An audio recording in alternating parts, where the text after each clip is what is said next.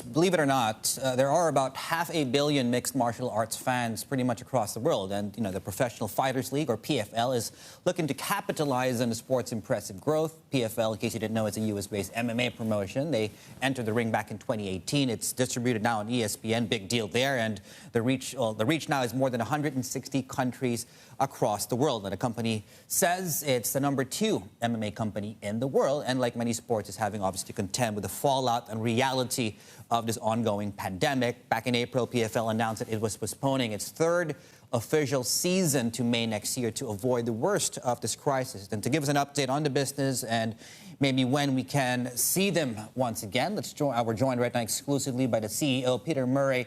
He joins us out of Florida today. Peter, good morning from Asia. Good evening where you are. I guess a good starting point would be, for the benefit of a lot of our viewers, maybe including hardcore MMA fans. I say MMA, immediately maybe people think UFC and this part of the World One Championship. Tell us who you are and what makes you different. Yeah, good morning. Great to be here. Thanks for having me. What makes the PFL different, we're the first and only MMA organization on a global stage that has a regular season, a playoff, and a championship. It's not a promotion. It's not about matchmaking. It's about athletes, the best athletes in the world, earning their way through a regular season into a postseason, culminating with the world title fight, which we have 6 championships on one night on New Year's Eve. We've executed that the last 2 seasons. It's a journey. It's no different than football, global football, the EPL, the NBA. It really speaks to athletes, the meritocracy, and fans understand the programmatic nature where there's a beginning, middle, and end, and a massive payout.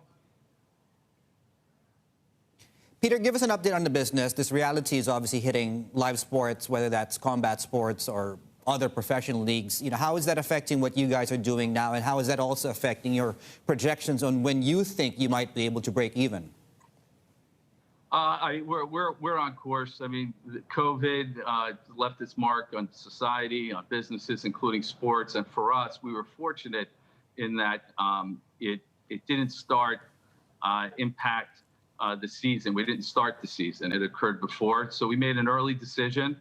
We rescheduled to 2021, the spring. All of our broadcast agreements are locked in with ESPN, all of our international distribution partners and our sponsors. So we're planning to execute and set to execute in 21.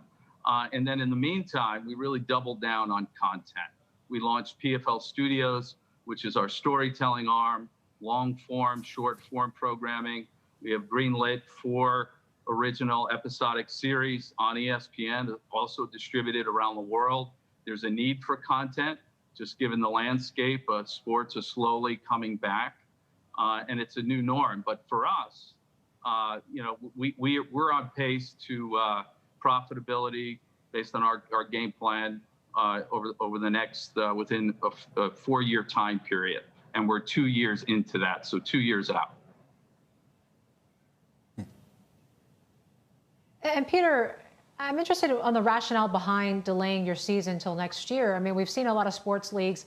They've had them, games behind closed doors, no fans, and still be able to air them. Why couldn't you go that route with your digital tools? Yeah, we evaluated it, and really two guiding principles that guided our decision making. One, safety for our fighters. Our fighters come from 25 countries around the world, so those logistics would have really made it impossible at the time. And then number 2, we wanted to maintain the integrity of our format, which takes 8 months from beginning to end. And that was critically important with 2 successful years and seasons under our belt, growing our audience by 50%. Our championship, New Year's Eve, was up over 100%, reaching 3+ million people around the world live. So from a business standpoint, a truncated season didn't make sense, and one-off events, it did not make sense as well. But next year, we will have a single site, our version of the bubble. We'll execute that in Las Vegas. And should the landscape change with COVID come postseason next year, we can potentially plan to open up to fans and larger scale events. And Peter, it's interesting, right? Going for this league style, obviously you're filling a gap in the market.